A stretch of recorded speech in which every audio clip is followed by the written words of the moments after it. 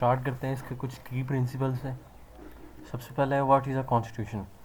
Basically constitution जो होता है किसी भी स्टेट या कंट्री के लिए एक रूल बुक होती है जो स्टेट की मदर ऑफ ऑल लॉज होती है, उस स्टेट की सोवरन अथॉरिटी होती है और कॉन्स्टिट्यूशन से ही उस कंट्री के बाकी जितने भी लॉज होते हैं वो सारे उस कॉन्स्टिट्यूशन से ड्राइव किए जाते हैं।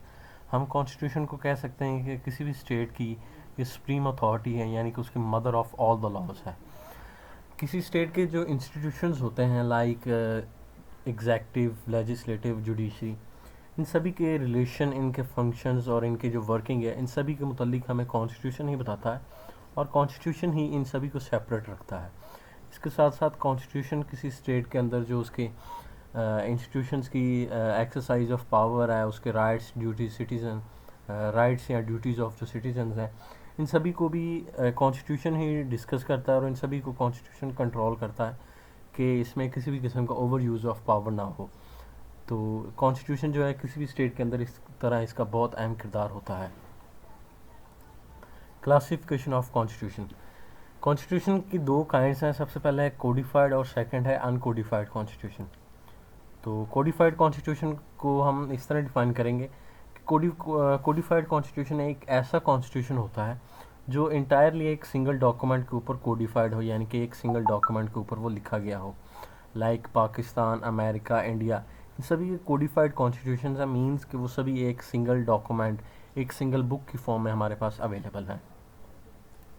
अनकोडिफाइड कॉन्स्टिट्यूशन ऐसे कॉन्स्टिट्यूशन को कहेंगे जो इंटायरली एक सिंगल डॉक्यूमेंट के ऊपर ना कोडिफाई ना किया गया हो, मीन्स कि एक सिंगल डॉक्यूमेंट, एक सिंगल बुक की फॉर्म में वो ना अवेलेबल हो, बल्कि बहुत ज़्यादा डॉक्यूमेंट्स, बहुत ज़्यादा स्टैट्यूट्स की फॉर्म में वो अवेलेबल हो। और अनकोडिफाइड कॉन्स्टिट्यूशन को हम अनरिटन कॉन्स्टिट्यूशन भी कहते हैं। अनरिटन कॉन्स्टिट्यूशन से का मतलब ये नहीं है कि वो लिखा ही नहीं गया, बल्कि अनरिटन कॉन्स्टिट्यूशन का मतलब ये होता है कि वो इंटायरली एक सिंगल डॉक्यूमेंट, एक सिंगल बुक की फॉर्म में अवेलेबल नहीं है।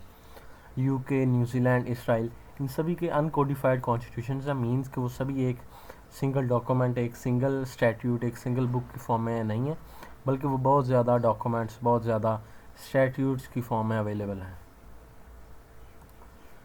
नेक्स्ट है स्ट्रक्चर ऑफ कॉन्स्टिट्यूशन। कॉन्स्टिट्यूशन का कुछ स्ट्रक्चर होता है कि कॉन्स्टिट्यूशन में कौन कौन सी चीज़ें शामिल की जाती हैं। तो सबसे पहले इसमें प्रीएम्बल। प्रीएम्बल एक ऐसी स्टेटमेंट को कहते हैं जिसमें किसी भी कॉन्स्टिट्यूशन के जो मोटिव्स होते हैं, जो गोल्स होते हैं, उन सभी को उसमें डिस्कस किया जाता है और इसके साथ साथ जो उस कॉन्स्टिट्यूशन के और उस स्टेट के जो हिस्टोरिकल इवेंट्स, उसकी नेशनल आइडेंटिटीज़, वैल्यूज़, इस तरह की सारी चीज़ें भी उसके प्रीएम्बल में ऐड की जाती हैं। प्रीलिमिनरीज।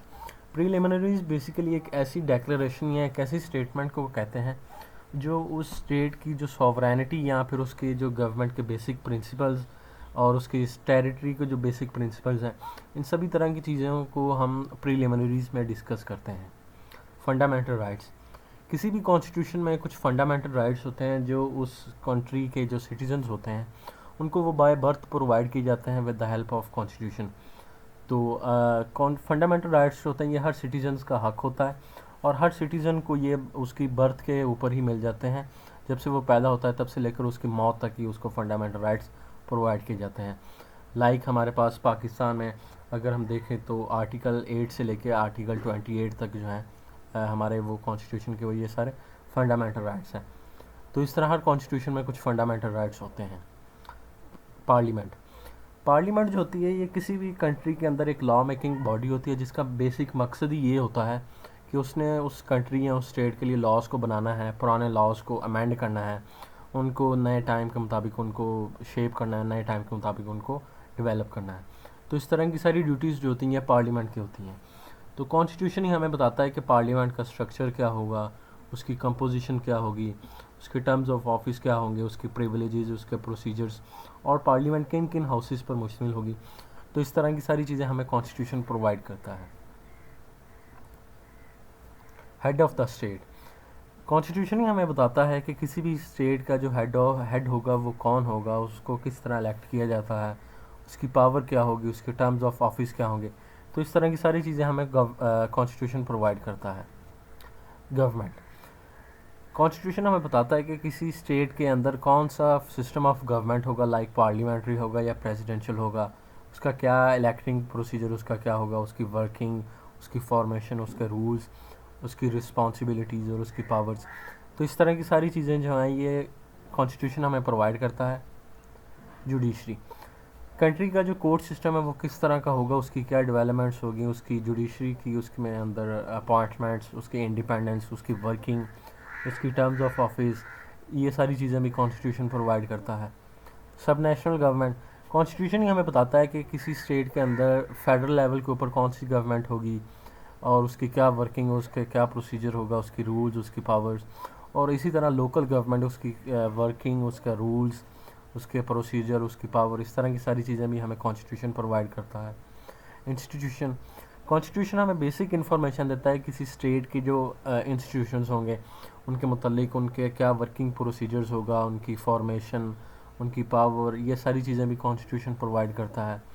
Function of armed forces, constitution हमें आर्म्ड फोर्सेस के मतलब भी बताता है कि आर्म्ड फोर्सेस अपने किस तरह फंक्शंस परफॉर्म करेंगे, उनकी ड्यूटीज़ क्या होंगी और उनके वर्किंग प्रोसीजर्स होंगे, उनकी टर्म्स ऑफ ऑफिस, ये सारा कुछ कॉन्स्टिट्यूशन डिस्कस करता है।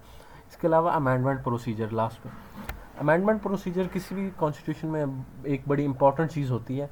अमेंडमेंट प्रोसीजर का बेसिक मकसद इसका ये है कि किसी स्टेट के अंदर जो लॉज को अगर हमने अमेंड करना है या कोई नया लॉ बनाना है तो उसके लिए हमें क्या उसकी सारी रिक्वायरमेंट्स हैं, ये सारा कुछ हमें कॉन्स्टिट्यूशन ही प्रोवाइड करता है। बेसिकली जो कोडिफाइड कॉन्स्टिट्यूशन वाले कंट्रीज़ होते हैं लाइक पाकिस्तान, इनके अंदर हमें अगर पार्लियामेंट ने कोई अमेंडमेंट करनी है तो उसके लिए हमें 2/3 मेजॉरिटी चाहिए होगी। 2/3 मेजॉरिटी बेसिकली हम कहते हैं कि जितने टोटल मेंबर्स होंगे उसका 2/3 मेंबर्स, यानी कि पाकिस्तान में अगर हम देखें तो पाकिस्तान में 336 मेंबर्स हैं नेशनल असम्बली के, तो इसके 2/3 बनेंगे 224। तो अगर हमने नेशनल असम्बली से कोई अमेंडमेंट पास करवानी है तो उसके लिए हमें 224 मेंबर्स की जो वोटिंग है वो चाहिए होगी अमेंडमेंट के फेवर में। इस तरह ये जो कोडिफाइड कॉन्स्टिट्यूशन होता है इन सभी के अंदर 2/3 मेजॉरिटी चाहिए होती है अमेंडमेंट प्रोसीजर्स के लिए। ऑन द अदर हैंड अगर हम देखें तो जो अनकोडिफाइड कॉन्स्टिट्यूशन वाली कंट्रीज़ होती हैं लाइक यूके, उनके अंदर हमें 2/3 मेजॉरिटी नहीं बल्कि सिंपल मेजॉरिटी से ही हम अमेंडमेंट प्रोसीजर्स को कर सकते हैं। फॉर एग्ज़ाम्पल अगर यूके के अंदर उधर एट किसी टाइम के ऊपर उधर पार्लियामेंट में उन्होंने कोई अमेंडमेंट करनी है तो पार्लियामेंट में टोटल जितने मेंबर्स होंगे उसके हाफ से एक ज़्यादा मेंबर ऐड करके, तो अगर उसके हाफ से एक ज़्यादा मेंबर जो है वो अमेंडमेंट के फेवर में वोट दे दे तो अमेंडमेंट जो है वो उधर हो जाएगी। तो अनकोडिफाइड जो कॉन्स्टिट्यूशन वाले कंट्रीज़ होते हैं उनके अंदर हमें सिंपल मेजॉरिटी जो है वो अमेंडमेंट के लिए रिक्वायर होती है। तो इस तरह ये सारी इन्फॉर्मेशन भी हमें कॉन्स्टिट्यूशन ही प्रोवाइड करता है कि पार्लियामेंट किस तरह अमेंडमेंट कर सकती है, नए लॉज बना सकती है। थैंक्स।